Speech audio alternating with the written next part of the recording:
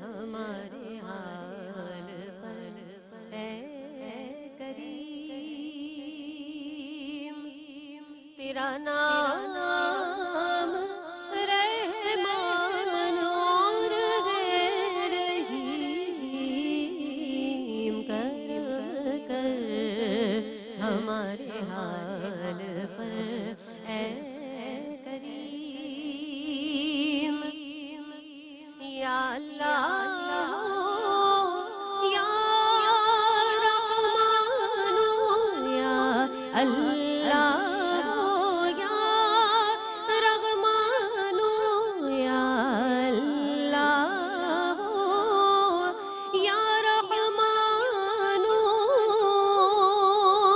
یا رحیم، کرم کر ہمارے حال پر اے کریم،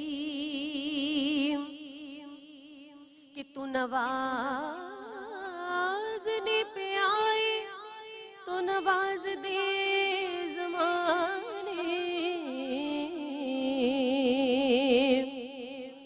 تو کریم ہی جو ٹھہرا تو کرم کے کیا ٹھکانے،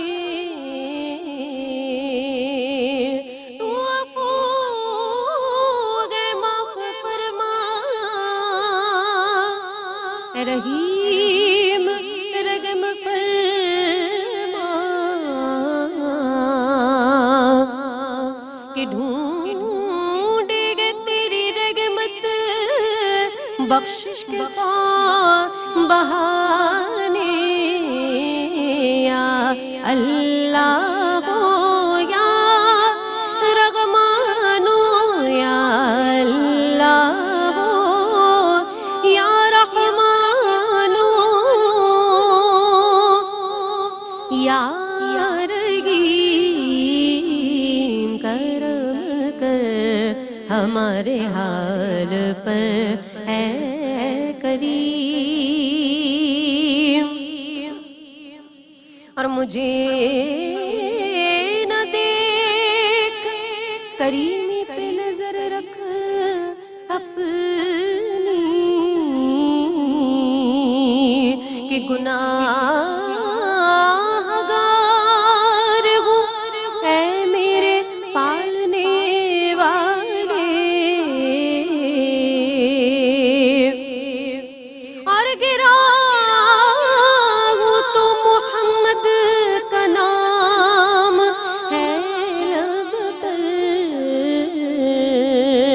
اور سنبھال دونوں جہاں کے سنبھالنے والے، یا اللہ یا رحمان یا اللہ یا رحمان یا رحیم، کرم کر ہمارے حال پر اے کریم، کرم کر ہمارے حال پر اے کریم، تیرا نام رحمان اور رحیم، کرم کر ہمارے حال پر اے کریم۔ سبحان اللہ، ماشاء اللہ، اعوذ باللہ من الشیطان الرجیم، بسم اللہ الرحمن الرحیم، اللہم ارحمنا جمیعا، اللہم اجعلنا من النساء الصالحات۔ ناظرین، آپ اس ذرائع ناچیز کے ساتھ اپنی پسندیدہ اسکالرز اور پسندیدہ ثنا خواں کے ساتھ یہ روحانی ٹرانسمیشن جو کہ انفارمیٹیو بھی ہے اور ایجوکیشنل بھی، جس کے اندر علم و آگہی کا ایک آپ سمجھ لیجئے سفر طے ہوگا، اور کوشش یہ ہوگی کہ جناب ماہ رمضان جو کہ رمضان المبارک ہے، یعنی وہ مبارک ماہ کہ جسے برکت دے دی گئی ہے اللہ تبارک و تعالی کی جانب سے، تو جناب اس ماہ کی ساعتوں کو، اس ماہ کے ہر پل کو کس طرح سے گزارا جائے۔ ہماری کوشش یہ ہوگی کہ نعمت افطار کے سرنامے کے ساتھ یہ جو ٹرانسمیشن ہم کر رہے ہیں، اور جس کا پہلا سیگمنٹ ہے جناب خواتین سے شروع ہو رہا ہے، ماہ رمضان اور خواتین، اور ماہ رمضان کی یہ مبارک ساعتیں آپ تمام دیکھنے والوں کو بہت بہت مبارک ہو۔ اور جناب اس سیگمنٹ میں ہم سیکھنے اور سمجھنے کی کوشش کریں گے کہ علم دین کیا ہے، احکام کیا ہیں، اور پروردگار ہم تمام سے کیا چاہتا ہے۔ یہ وہ مہینہ ہے کہ جس کی پہلی ہی رات منادی ندا کرتا ہے، یا باغی الخیر اقبل، اے خیر کے متلاشی آجا، یعنی اللہ کی رحمت اسے پکار رہی ہے اور توجہ دلا رہی ہے، یا باغی الویا باغی الشر اقصر، کہ جو شر کا طلبگار ہے وہ باز آ جائے، وہ رک جائے، یعنی جناب یہاں پہ تنبیہ بھی دی جا رہی ہے۔ تو ہم سب کو سمجھنا ہے، دین سیکھنا ہے، اور اللہ تبارک و تعالیٰ کو راضی کرنا ہے۔ اور اس رحمت کے عشرے میں آج پہلی نشست میں ہم کیا بات کریں گے جناب؟ تو ہم بات کر رہے ہیں، یہ ماہ رحمت ہے، اور آج بات ہوگی فضیلت روزہ کے تعلق سے۔ روزہ جو ہے جناب اسلام کا اہم ترین رکن، اس کا شرعی حکم کیا ہے، اس کو کس طرح سے رکھنا ہے، اس کے کیا فوائد ہیں، اس کے کیا بینیفٹس ہیں۔ بیسیکلی اگر ہم بات کریں رمضان کی تو اٹس این، یعنی آپ سمجھ لیجئے اینول اسپریچول ریفریشر کورس، تو ڈسٹنکشن لینی ہے، صرف پاسنگ مارکس سے کام نہیں چلے گا۔ ہمارے ساتھ موجود ہیں ہماری پسندیدہ اسکالرز، پروفیسر ڈاکٹر ناہید ابرار صاحبہ اور ڈاکٹر امتیاز جاوید خاکوی صاحبہ، آپ کی پسندیدہ ثناخواں محترمہ، یعنی ہم سمجھتے ہیں کہ ہم سب کی منظور نظر بھی ہیں اور ہم سب کی لاڈلی اور چہیتی بھی ہیں، محترمہ حوریہ فہیم قادری، جن کی خوبصورت آواز سے آغاز ہوا ہے۔ ہم سلام عرض کرتے ہیں حوریہ آپ کو، ڈاکٹر صاحبہ آپ کو، اور ڈاکٹر امتیاز صاحبہ آپ کو۔ سوالات کا سلسلہ شروع کرتے ہیں، اور جناب ہم بات کر رہے ہیں ماہ رمضان کے حوالے سے، روزے کے حوالے سے، تو میں چاہتی ہوں کہ قرآن و حدیث کی روشنی میں اس کے احکام، اس کے فضائل، اس کی فضیلت بیان کیجیے۔ شکریہ ندا۔ بسم اللہ الرحمن الرحیم۔ اللہ رب العزت نے سورہ بقرہ میں ارشاد فرمایا، یا ایھا الذین آمنوا کتب علیکم الصیام کما کتب علی الذین من قبلکم لعلکم تتقون۔ یہ ماہ عظیم، یہ ماہ مبارک آ چکا ہے جسے سید الشہور کہتے ہیں، کہ مہینوں کا سردار مہینہ، جس کی آمد کی خبر خود رسول اکرم صلی اللہ علیہ وآلہ وسلم نے دی۔ تو جب شہر العظیم ہے، شہر المبارک ہے، مہینوں کا سردار ہے، تو استقبال بھی شایان شان ہونا چاہیے۔ جی بالکل، استقبال کہتے ہیں کسی کو خوش آمدید کہنا، اور اگر کوئی محبوب ہو، پیارا ہو، تو اس کے لیے دیدہ و دل فرش راہ کیے دیتے ہیں۔ تو محبوب مہینہ سمجھیں تو اس کا مطلب یہ ہے کہ ہم چشم ماں روشن، دل ماں شاد، اس کا استقبال، اس کی عبادات کو اتنے ہی شرح صدر سے، دل لگی کے ساتھ، بہت محبت کے ساتھ کرنی ہے۔ اور اس کی سب سے بڑی جو عبادت ہے، اسے ماہ سیام بھی کہتے ہیں، وہ ہے روزہ رکھنا۔ اللہ رب العزت نے فرمایا کہ اے ایمان والو، یا ایھا الذین آمنوا، حضرت حسن بصری رحمۃ اللہ علیہ فرماتے ہیں کہ جب اللہ رب العزت کی یہ پکار سنو، یا ایھا الذین آمنوا، تو ہماتن گوش ہو جاؤ، تمہارا ہر عضو ایک کان بن جائے کہ اگر اس کے بعد حکم ہے تو مجھے بجا لانا ہے، اگر اس کے بعد روکا گیا ہے تو مجھے رک جانا ہے۔ سبحان اللہ۔ اور امام جعفر صادق رحمۃ اللہ علیہ فرماتے ہیں کہ یہ پکارنے والے کی اور جس کو پکارا جا رہا ہے اس کے درمیان ایک راز کی طرح ہے۔ اگر تم واقعی یا ایھا الذین آمنوا پہ اس طرح سے متوجہ ہو جاؤ تو تمہارے لیے احکامات کو پورا کرنا بڑا آسان ہو جاتا ہے۔ بے شک۔ تو یہاں حکم ہوا کہ تم پر روزے فرض کیے گئے ہیں، جیسا کہ تم سے پہلی امتوں پر بھی فرض کیے گئے تھے۔ تو یوں بھی سمجھ لیں کہ دیکھیں نماز، قربانی اور روزہ یہ ایسی عبادات ہیں جو شروع سے چلی آ رہی ہیں انسانی تاریخ کے ساتھ، اور باقی انبیاء کی بھی شریعتوں میں رہیں، ان کی صورتیں مختلف رہیں۔ عیسائیوں میں بھی تھا مگر انہوں نے خود ترامیم کی۔ تو اب ایمان والوں کو بتایا جا رہا ہے کہ تم پر روزے فرض کیے گئے ہیں جیسا کہ تم سے پہلی امتوں پر کیے گئے تھے، اور اس کی حکمت بتائی گئی لعلکم تتقون، تاکہ تم سیرت و کردار کی اس اعلیٰ تقویٰ پہ فائز ہو کر اس طرح سے معاشرے میں جاؤ کہ اس مہینے میں سیکھا ہوا عمل وہ تمہارے 11 مہینوں میں دنیا کے باقی معاملات میں بھی تمہارے کام آئے.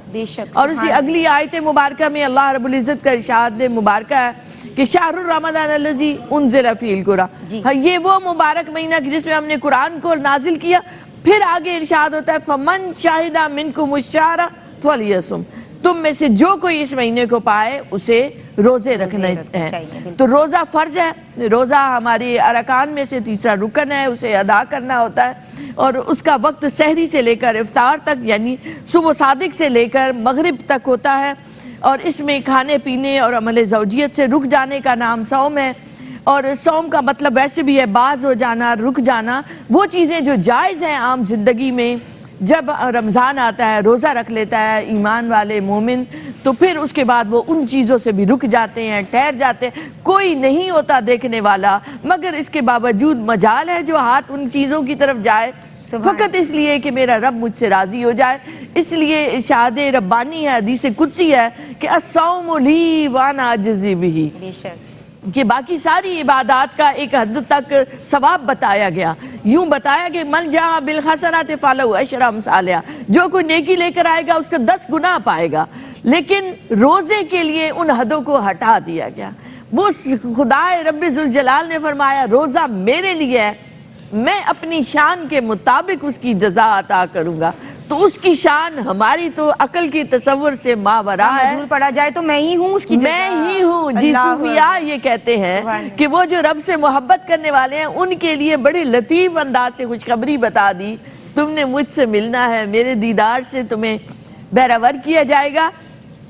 گویا اس اللہ رب العزت کا دیدار اور اس سے ملاقات یہ بڑا انعام ہے جو اہل ایمان کو روزہ رکھنے والوں کو ملے گا، جو خاص دروازے باب الریان سے جنت میں داخل ہوں گے. سبحان اللہ، کیا بات ہے. اللہ کا مہینہ آپا، اس کے حبیب کا مہینہ صلی اللہ علیہ وآلہ وسلم، اس کے پاک کلام کا مہینہ کیا کہنے، اور ہم امتیوں کا بھی مہینہ، محبوب خدا کی امت کا بھی مہینہ ہے. مغفرت، رحمت، نجات، کتنے تحائف مل رہے ہیں اس مہینے میں. جیسے آپ نے بات کی اسی کو آگے بڑھائیے اور روزے کے اخلاقی اور روحانی فوائد پہ میں چاہتی ہوں آپ کلام کیجیے. اعوذ باللہ من الشیطان الرجیم، بسم اللہ الرحمن الرحیم. رمضان المبارک کا مہینہ اللہ رب العزت کی عظیم نعمتوں میں سے انتہائی عظیم نعمت ہے جو اللہ تعالیٰ نے امت مسلمہ کو عنایت فرمائی. اسی ماہ میں ہمیں قرآن مجید عطا ہوا جو ہدایت ہے، رحمت ہے، نور ہے، شفا ہے. اور اسی ماہ میں بدر کا یوم الفرقان بھی ہے جس دن اس کے لیے زندگی مقدر کر دی گئی. اور اسی ماہ میں یوم الفتح بھی ہے جس دن ایک قطرہ خون بہائے بغیر شہر مکہ کی کنجیاں امت مسلمہ کے حوالے کر دی گئی. تو رمضان المبارک کی اتنی رحمتوں اور برکتوں کو دیکھتے ہوئے پورے ذوق و شوق کے ساتھ رمضان المبارک کے روزوں کا اہتمام کرنا چاہیے. اسی کی ندا یہ ایک ایسی عبادت ہے جس کا نعم البدل کوئی دوسری عبادت نہیں ہو سکتی. اللہ تعالیٰ فرماتا ہے کہ ابن آدم جو بھی نیکی کرتا ہے اس کا اجر 700 گنا بڑھا دیا جاتا ہے، لیکن روزہ میرے لیے رکھتا ہے، میں روزے کا بدلہ خود دوں گا. اور روزے میں بھوکے پیاس کو اور اپنی نفسانی خواہشات کو میرے لیے روکے رکھتا ہے. نبی کریم صلی اللہ علیہ وآلہ وسلم نے فرمایا کہ جس شخص نے ایمان اور احتساب کی نیت کے ساتھ رمضان المبارک کے روزے رکھے اور ایمان اور احتساب کی نیت کے ساتھ راتوں کو قیام کیا تو اس کے پچھلے گناہ معاف کر دیے جائیں گے. دیکھیے اللہ تعالیٰ فرماتا ہے کہ جنت کے دروغہ امت محمدیہ کے روزداروں کے لیے جنت کے دروازے کھول دے. اے دوزخ کے دروغہ امت محمدیہ کے روزداروں کے لیے دوزخ کے دروازے بند کر دے. اور حضرت جبرائیل کو حکم ہوتا ہے کہ سرکش شیاطین کے گلے میں توق ڈال کر ان کو دریا میں پھینک دو، یہ امت محمدیہ کے روزداروں کو گمراہ نہ کر سکیں. جیسے کہ امتیاز صاحبہ نے کہا کہ جنت میں ایک دروازہ ہے، اس کا نام ریان ہے، اور روزدار اس دروازے سے داخل ہوں گے اور اس کے بعد وہ دروازہ بند کر دیا جائے گا. اور دیکھیے ندا کہ روزدار کی منہ کی بو جو ہے اللہ کے نزدیک مجھ سے زیادہ پسندیدہ ہے. مچھلیاں سمندر میں ان کے لیے استغفار کرتی ہیں. رمضان کے آخری عشرے میں روزدار کی مغفرت کر دی جاتی ہے اور سرکش شیاطین کو قید کر دیا جاتا ہے. روزے کا ایک روحانی فائدہ یہ بھی ہے کہ روزے کا مقصد حصول تقویٰ ہے، اور تقوی کے معنی ہر حال میں ڈرنا اور نیک کاموں میں لگا رہنا ہے گا. دیکھیے روزہ جہاں باطنی گناہوں اور برائیوں سے بچاتا ہے وہاں ہمارے اخلاق کی تعمیر کرتا ہے، ہمارے کردار کردار کی تعمیر کرتا ہے. ہم گناہوں سے بچے رہتے ہیں, ہم برائیوں سے کنارہ کشی کر لیتے ہیں, ہم نیکی کی جانب راغب ہوتے ہیں کہ شاید ان نیکیوں کو تو فعل ہمارا اللہ ہم سے راضی ہو جائے. تو رمضان المبارک کی ان رحمتوں و برکتوں کو دیکھتے ہوئے پورے ذوق و شوق کے ساتھ ان روزوں کا اہتمام کرنا چاہیے کہ دن کا روزہ ہو, رات قرآن پاک کے ساتھ بسر ہو, تاکہ محروم رحمت نہ رہا جائے. اللہ اکبر, سبحان اللہ. اللہ تبارک و تعالیٰ کی رحمت اپنے آغوش میں لے لیتی ہے. یہ بہت پیارا مہینہ ہے. ہمارے ساتھ رہیے, حاضر ہوتے ہیں, درود پڑھتے رہیے. سبحان اللہ, الحمدللہ کہ اللہ تبارک و تعالیٰ کی رحمت ایک مرتبہ پھر ہم سب پہ سایہ فگن ہے. ہم سانس لے رہے ہیں اس مبارک ماہ میں کہ جو رمضان المبارک ہے, جس کی ہر گھڑی, جس کی ہر آن فضیلتوں سے پر ہے, جو اپنے ساتھ رحمت اور بخشش و نجات کے پروانے اور شفاعت کے مجدے لے کے آیا ہے مومنین کے لیے. جناب, آج ہم بات کر رہے ہیں ماہ رمضان اور خواتین میں فضیلت روزہ کے تعلق سے, اور ہمارے ساتھ آپ کی پسندیدہ اسکالرز ڈاکٹر امتیاز جاوید خاکوی صاحبہ اور ڈاکٹر ناہید ابرار صاحبہ موجود ہیں, اور ہم سب کی نور نظر ہماری لاڈلی چہیتی حوریہ فہیم قادری بھی ہمارے ساتھ یہاں آن دی سیٹ تشریف رکھتی ہیں. آپا, میں آپ کی سمتاؤں گی ڈاکٹر امتیاز جاوید خاکوی صاحبہ, اور روحانی بالیدگی کا ذریعہ ہے روزہ. ہم سب کی اذہان پہ جو نقوش چھوڑتا ہے اس تعلق سے کلام کیجئے, جسمانی اور ذہنی جو اس کے فوائد ہیں. شکریہ ندا. یہ ایک ایسی خوبصورت عبادت ہے روزہ کہ جس میں آپ کا روزہ بھی ہوتا ہے, آپ تجارت بھی کر رہے ہیں, آپ زراعت میں بھی مصروف ہیں, صنعت و حرفت میں بھی, دیگر کاموں میں بھی, اور ساتھ ساتھ اللہ کی عبادت بھی چل رہی ہے. اللہ اکبر. روزہ دار روزے سے ہوتا ہے, وہ اس کا سونا عبادت, اس کی خاموشی, اس کی تسبیح, اس کا ہر وقت ذکر میں نام لکھا جاتا ہے. دیکھیں, کوئی دن ہوتا ہے عبادت والا, کوئی رات ہوتی ہے عبادت. کمال درجے کا مہینہ ہے کہ جس کا ایک ایک لمحہ, ایک ایک سیکنڈ, جسے آپ کہتے ہیں رحمتوں سے, برکتوں سے بھرا ہوا ہے, جو ہر وقت آپ کو ظاہراً باطناً آپ کی بالیدگی کر رہا ہے. آپ کو ظاہری بھی ایک طہارت اور پاکیزگی دے رہا ہے, باطنی بھی آپ کا نفس کا تزکیہ ہو رہا ہے, آپ کو باطنی طور پر اللہ کا قرب عطا ہو رہا ہے, حضور اکرم صلی اللہ علیہ وآلہ وسلم کی خوشنودی عطا ہو رہی ہے. تو ایک ظاہری باطنی ثمرات کا ایک خزانہ مل گیا ہے اہل ایمان کو. اب میں بات کروں گی, دیکھیں سحری کا وقت آتا ہے, اس کو دنیا مانتی ہے کہ یہ لائف گیونگ ریز پوری کائنات سے نکل رہی ہیں. واہ, بے شک. تو عام زندگی میں آپ نہیں بھی اٹھ سکتے, رمضان میں ہر مسلمان اٹھنے کی کوشش کرتا ہے کہ اسے روزہ رکھنا ہے, جس سے کیا ہوتا ہے, حیات بخش اسے ہوا ملتی ہے, جس سے اس کی جسمانی طور پر اس پر بہت پازیٹیو اثرات پڑتے ہیں. پھر آپ دیکھیں تو افطار کا وقت, قبولیت دعا کا وقت آ گیا, رب قریب آ گیا ہے, نفس کا تزکیہ ہو گیا ہے دن بھر روزہ رکھنے سے, جس سے کیا ہوتا ہے کہ انسان اپنی خواہشات سے رک گیا, اس کو صبر کرنا آ گیا, اس کو آگے بڑھنا آ گیا. خصوصی طور پر آپ نے ذہنی اور جسمانی حوالے سے پوچھا ہے, تو دیکھیں ایک جسم کو بھی آرام کی ضرورت ہے. آپ کوئی بھی مشین زیادہ دیر چلاتے رہتے ہیں تو مشین بھی آخر تھک جاتی ہے, ایک ظاہری دنیاوی لحاظ سے دیکھا جائے تو اس جسم کو اوور ہالنگ کی ضرورت رہتی ہے, جیسے آپ اپنی گاڑیوں کی اوور ہالنگ کراتے ہیں. اللہ نے رمضان کا مہینہ عطا کر دیا, سارا دن کھانے پینے سے رکتے ہیں تو سارے جسم کے اعضاء خوش ہوتے ہیں, گویا ایک جسم کو, جسم کے اعضاء کو آرام ملتا ہے. اور جو جدید تحقیقات ہیں وہ بتاتی ہیں کہ نظام انہضام جتنا ہم اسے استعمال کرتے ہیں نا, اپنے معدے کو جتنی مرغن کھانے کھاتے ہیں, جگر پہ جتنا برڈن آ رہا ہوتا ہے, اس کو کتنے افعال یک وقت سر انجام دینے پڑتے ہیں, روزہ رکھتے ہیں تو جگر کو آرام ملتا ہے, وہ ہیلدی ہو جاتا ہے. اسی طرح دل جو پمپنگ مشین ہے وہ اس کو آرام ملتا ہے, وہ تھوڑا سا سلو ہوتے ہوئے ایک نئے طریقے سے ریفریش ہو جاتا ہے. اسی طرح کہتے ہیں کہ اعصابی نظام انسان کا بہتر ہو جاتا ہے, انسان کی قوت فیصلہ بہتر ہو جاتی ہے, کیونکہ ظاہری اور باطنی اس کو برکات عطا ہو رہی ہیں. تو ذہنی طور پر یہ ضروری ہوتا ہے کہ ہم دنیا کے جتنے امور میں بھی کام کر رہے ہوں تو ہماری قوت فیصلہ, قوت ارادی مضبوط ہو. اور آپ دیکھیں تو جن جن چیلنجز کا آج اہل ایمان کو سامنا کرنا پڑ رہا ہے, اس میں اس بات کی ضرورت پڑتی ہے کہ وہ کسی جگہ بات کرنی ہے، کسی جگہ فیصلہ لینا ہے، تو وہ فیصلہ لیا جائے جو ہمیں اللہ کے قریب کر دے. تو اس روزے سے اسے وہ قوت عطا ہو جاتی ہے. پھر چونکہ روزہ، میں یہ بار بار کہوں گی کہ آپ نا جب نیت کرتے ہیں تو ضرور اللہ کی رضا کی نیت کریں، سوائے بھوک پیاس کے ورنہ کچھ ہاتھ نہیں آتا.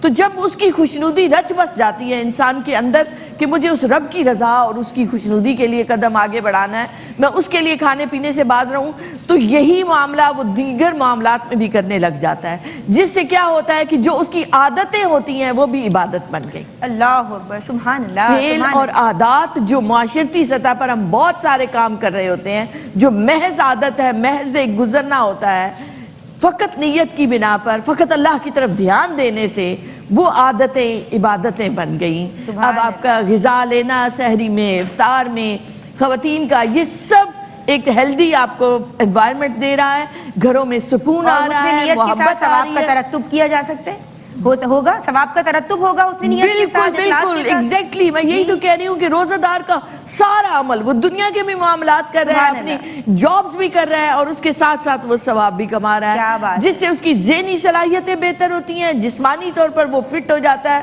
اور بہت سی ایسی بیماریاں ہیں کہ جن سے اس کو نجات مل جاتی ہے اس روزے کی بنا. اور آپ ویسے یہ ہمیں نظر آ رہا ہوتا ہے کہ ہماری روٹین ہے، یعنی جس وہ روٹین ہم کوئی بھی کام کر رہے ہیں، لیکن ہم نے اس نے نیت سے اس کو یعنی مستحب بنا دیا. بے شک. اور ندا اصل چیز تو تقویٰ ہے، اصل چیز تو اللہ کی رضا ہے، یہ تو گریوی میں مل جاتی ہے. اللہ اکبر، اللہ اکبر. حوریہ فہیم قادری ہمارے درمیان موجود ہیں، کلام شامل کرنا چاہیں گے. حضرت ادیب رائے پوری کا لکھا ہوا کلام صلی اللہ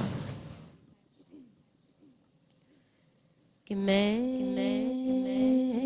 فقیر کوئے رسول ہوں،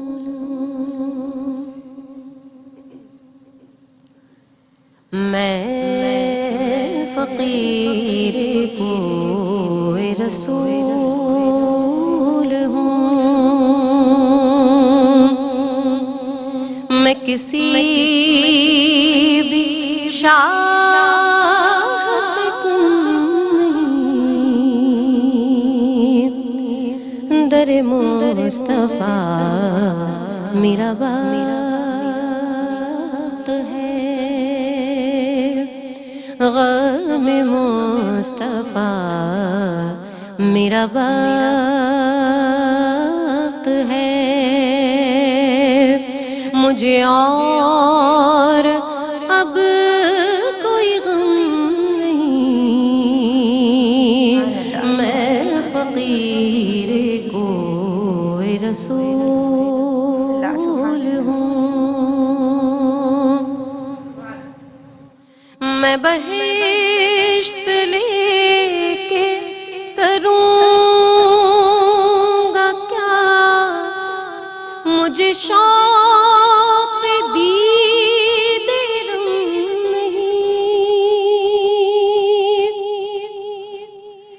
میں بہشت لے کے کروں گا کیا، مجھے شوق دید رنگ نہیں، میں نبی کے در پہ پڑا رہوں، میں نبی کے در پہ پڑا رہوں، یہ مرتبہ میرا کم نہیں، اور یہ تڑپ کے جالی سے جا لگوں، یہ ادب کے پاؤں کہاں رکھوں، یہ تڑپ کے جالی سے جا لگوں، اور یہ ادب کے پاؤں کہاں رکھوں، کہ نہیں ایسی کو कोई जगह यहाँ नहीं, ऐसी कोई जगह यहाँ जहाँ उनके नक्श कदम नहीं। मैं फकीर कोई रसूल हूँ, मैं किसी भी शाह से कम नहीं, और ग़म मुस्तफ़ा मेरा बख्त है, मुझे और अब कोई गम नहीं, मैं फकीर कोई रसूल हूँ। सुभान अल्लाह। क्या बात है, सुभान अल्लाह। नए कलाम भी बहुत खूबी के साथ निभाती हैं और ये आप ही का खासा है माशाअल्लाह। अल्लाह तबारक व तआला सलामत रखे। मलका हासिल है मैं समझती हूँ अपनी फील्ड में, और हम हमेशा दुआगो रहते हैं अपनी प्यारी सी बहन के लिए। आपकी समझाएंगे जी बिल्कुल। प्रोफेसर डॉक्टर नाहिद अबरार साहिबा। और हम ये देख रहे होते हैं कि माहे सियाम जो कि माह मवासात है, हमदर्दी का महीना, गमख्वारी का महीना, सब्र बर्दाश्त का महीना है।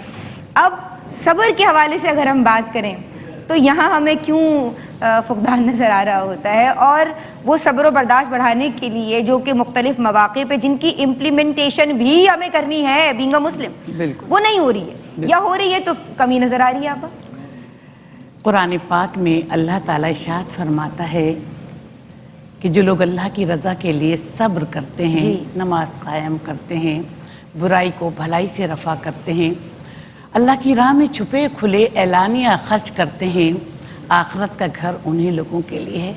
फरिश्ते उनको चारों तरफ से घेर लेंगे और कहेंगे तुम पर सलामती हो, तुम इस अज्र के इसलिए मुस्तहिक हुए कि तुमने दुनिया में इस कदर सब्र किया। देखिए निदा, नबी करीम सल्लल्लाहु अलैहि वसल्लम ने फरमाया कि रमज़ान सब्र का महीना है और सब्र का बदला तो जन्नत है।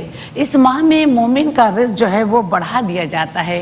देखिए निदा, अनवाउ इक़साम की चीज़ें रखी होती हैं, हम देखकर मुंह फेर लेते हैं और सब्र करते हैं कि अल्लाह हमने तेरी रज़ा के लिए रोज़ा रखा है और तेरे रिज़्क़ से अफ्तार करेंगे। हज़रत मूसा अलैहिस्सलाम ने अल्लाह ताला की बारगाह में अर्ज़ की कि ए मेरे रब, मुझे तुझसे हम कलामी का शर्फ हासिल हुआ और मुझे तेरी क़ुर्बत नसीब हुई, क्या तुझसे ज़्यादा कोई करीब है तेरे? तो अल्लाह ताला फरमाता है कि ए मूसा, आखिरी वक्तों में एक उम्मत होगी, उसका नाम उम्मत मोहम्मदिया होगा और उसको एक महीना रमज़ान का मिलेगा, और जब उसके रोज़दार रोज़ा अफ्तार करते वक्त सूखी ज़बान, प्यासे होंठ और भूखे पेट और सब्र और रज़ा के साथ अफ्तार करेंगे तो मैं उस वक्त उनके सबसे ज़्यादा करीब होऊंगा। फिर कहा कि ए मूसा, तेरे और मेरे दरमियान 70 पर्दों का फासला है, लेकिन उस वक्त मेरे और उनके दरमियान कोई फासला नहीं होगा, मैं उनके सबसे ज़्यादा करीब होऊंगा और उनकी दुआओं को कबूल फरमाऊंगा। देखिए नबी करीम सल्लल्लाहु अलैहि वसल्लम ने इरशाद फरमाया कि हमदर्दी, गमख्वारी, ईसार और कुर्बानी का महीना है। अगर कोई रमज़ान मुबारक में कोई रोज़दार किसी मोमिन की तकालीफ़ों में से किसी तकलीफ को दूर कर देगा तो अल्लाह रोज़े क़यामत उसकी तकालीफ़ों में से किसी तकलीफ को दूर कर देंगे। रमज़ान मुबारक में अगर कोई रोज़दार किसी की कोई आसानी मुश्किलात में आसानियाँ पैदा कर देगा तो अल्लाह ताला उसके लिए दुनिया और आखिरत में आसानियाँ पैदा कर देंगे। देखिए ये सब्र का महीना है। इस महीने में रोज़ा रखने के बाद हमें अपने गुस्से को काबू में रखना चाहिए, झूठ मकरो फरेब से परहेज़ करना चाहिए, लड़ाई झगड़े से परहेज़ करना चाहिए। थोड़ी थोड़ी सी बातों पर मैं देखती हूँ हम सड़क पर निकलते हैं, लोग इश्तियाल में आ जाते हैं, घर जल्दी पहुँचना, एक दूसरे से लड़ाई झगड़ा करने लगते हैं। ये नेकियों का महीना है और नेकी और तकवा के साथ की हुई ज़र्रा बर इबादत रियाकारी के साथ की हुई पहाड़ के बराबर इबादत से अफजल है। सुभान अल्लाह, माशाअल्लाह। एक ब्रेक ले रही हैं, दुरूद पढ़ते रहिए। बिस्मिल्लाहिर्रहमानिर्रहीम, अस्सलामु अलैकुम वरहमतुल्लाह। जनाब आप देख रही हैं माहे रमज़ान और ख़वातीन ARYQ TV की ये रूहानी ट्रांसमिशन, और मैं हूँ निदा नसीम काज़मी। हमारे साथ मौजूद हैं आपकी पसंदीदा स्कॉलर्स के जो फ़िक्री और इस्लाही गुफ्तगू फरमाती हैं, डॉक्टर इम्तियाज़ जावेद ख़ाकुबी साहिबा, डॉक्टर नाहिद अबरार साहिबा, और हम सब की पसंदीदा सना ख्वां मोहतरमा حوریہ فہیم قادری۔ اس سیگمنٹ میں میں چاہوں گی کہ بات اس حوالے سے کی جائے کہ یہ ماہ جو کہ ماہ نزول قرآن بھی جسے کہا جاتا ہے، کہ جو اللہ تبارک و تعالیٰ کی رحمتوں کا مہینہ ہے، بخشش و نجات اس میں اللہ تبارک و تعالیٰ کی جانب سے عطا کی جاتی ہے، یہ ماہ ہمدردی اور غمخواری بھی ہے۔ تو امتیاز جاوید خاکوی صاحبہ میں آپ کی سمت آؤں گی، اور غربا اور نادار مساکین، وہ لوگ کہ جنہیں ایک وقت کا کھانا نصیب ہے یا شاید وہ بھی نصیب نہیں ہے، ان کی بھوک پیاس اور ان کی تکالیف کا احساس کس طرح سے ایک روزے دار کو ہوتا ہے اور ہونا چاہیے، جو آپ سمجھتی ہیں؟ شکریہ ندا۔ دیکھیں، یہ شہر المواسات، مواسات کہتے ہیں ہمدردی، غمخواری، غمگساری کا مہینہ ہے۔ ویسے تو ندا ہمارے ایک کردار ہی ایسا ہونا چاہیے ہر مومن کا کہ اس سے نفع بخشی پہلے معاشرے میں، وہ ہر وقت دوسروں کا احساس کرنے والا ہو، مگر چونکہ ہمارے اوپر معدے اور مادے دونوں کی سختی رہتی ہے دل پر، تو یہ جب مہینہ آتا ہے تو معدے کی سختی بھی تھوڑی نرم ہو جاتی ہے، کیا بات تو کی ہے۔ مادہ پرستی بھی تھوڑی کم ہو جاتی ہے۔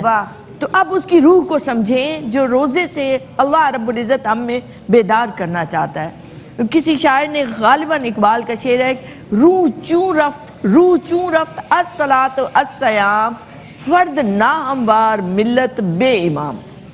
تو جب روح چلی جاتی ہے تو نماز اور روزے کا وہ خالی حرکتیں رہ جاتی ہیں۔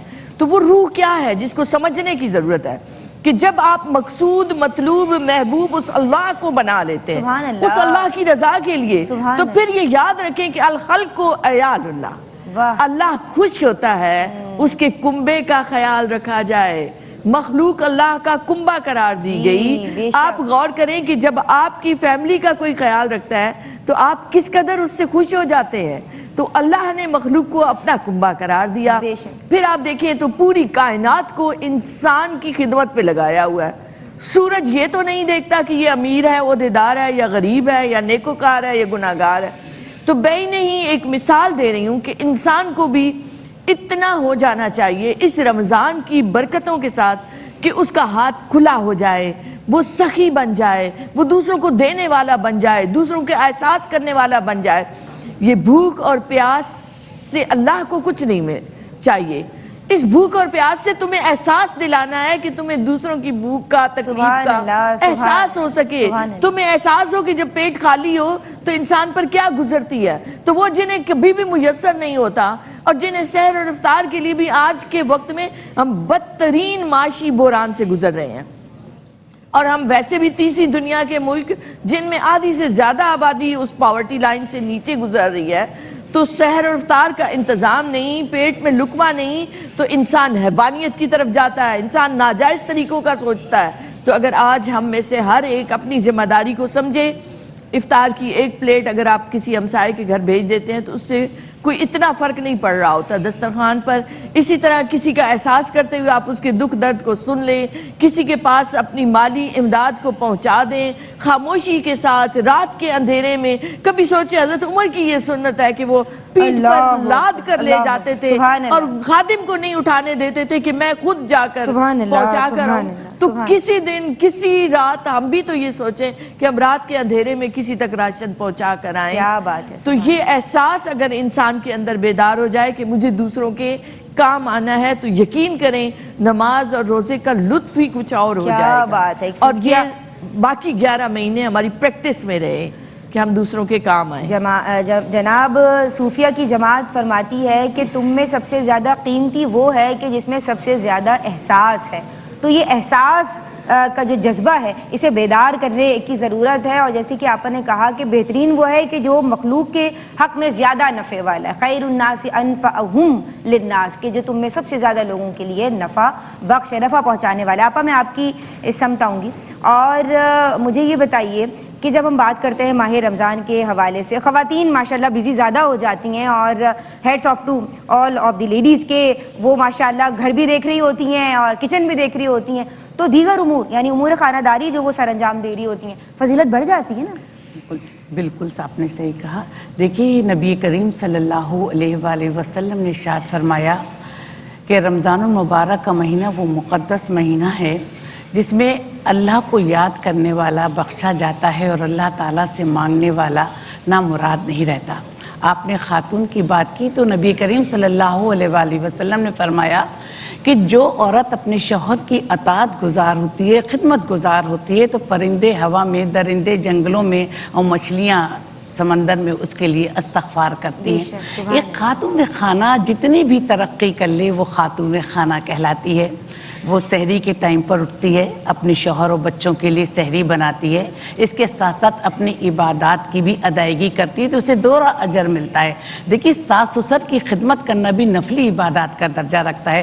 جس گھر میں ساس سسر ہوتے ہیں تو پھر بہو سب سے پہلے شوہر بچوں کو نہیں، سب سے پہلے وہ عمر کے اس حصے پر ہوتے ہیں، وہ تو ان کے سامنے جا کر سحری پیش کرتی ہے اور افطار پیش کرتی ہے تو اس کی دوہری ذمہ داریاں بڑھ جاتی ہیں گی اور اس کو دوہرا اجر بھی ملتا ہے گا۔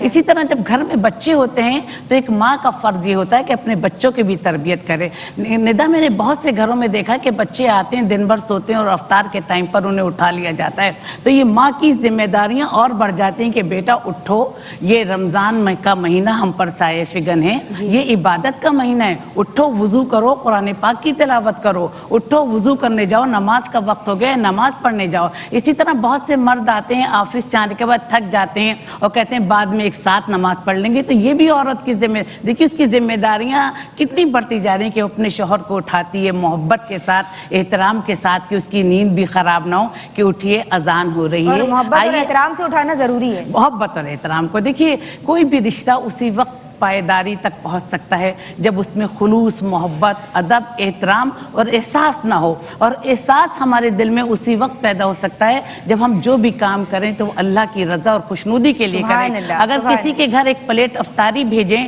کسی کو رمضان میں ایک جوڑا دلائیں، کسی کی فیس دے دیں، کسی کے لیے جوڑے کا اہتمام کر دیں، تو اس میں خالصتاً ہمارا مقصد حصول تقویٰ اور اللہ کی رضا اور خوشنودی شامل ہونی چاہیے۔ جناب ماں سوا اللہ سے بچنا ہے، جو بھی کام کیجئے وہ حسن نیت کے ساتھ ہو اور خالصاً لوجہ اللہ ہو، اللہ تبارک و تعالیٰ کو راضی کرنے کے لیے ہو۔ بات یہ کہ خاص مہمان ہے، خاص پروٹوکول ہے، خاص تحائف لایا ہے، تو جناب اس کو ویلکم بھی خاص طریقے سے کرنا ہے نا، اس کی ہر گھڑی کا احساس اور لحاظ رکھنا ہے۔ مہمان آتا ہے تو ہم اپنا ظاہر درست کر لیتے ہیں، اپنے گھر کی کشن وغیرہ، صوفے، ایوری تھنگ، ہم ہر چیز صحیح کر لیتے ہیں نا، ظاہر کو درست کرتے ہیں۔ بات یہ ہے یہ وہ مہمان ہے جو متقاضی ہے اس بات کا کہ اب اعمال کی درستی کرنی ہے، اب آپ نے اپنے باطن کی درستی کا سامان کرنا ہے۔ اللہ تبارک و تعالی ہمارے باطن سوار دے۔ آج کے لیے بس اتنا ہی۔ فی امان اللہ، السلام علیکم ورحمۃ اللہ۔ میں چاہوں گی اور آپ دونوں کا شکریہ ادا کرتے ہوئے حوریہ فہیم قادری آپ کی سمت بسم اللہ صلی اللہ علیہ وسلم۔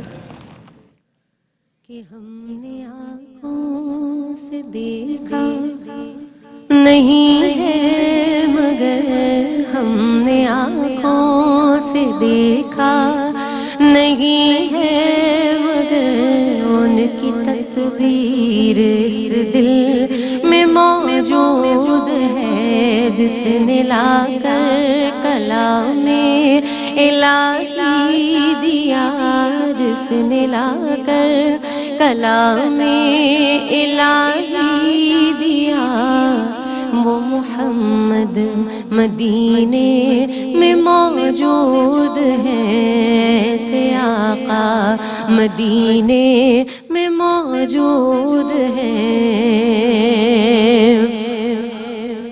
پھول کھلتے ہیں پڑھ پڑھ کے صلی اللہ،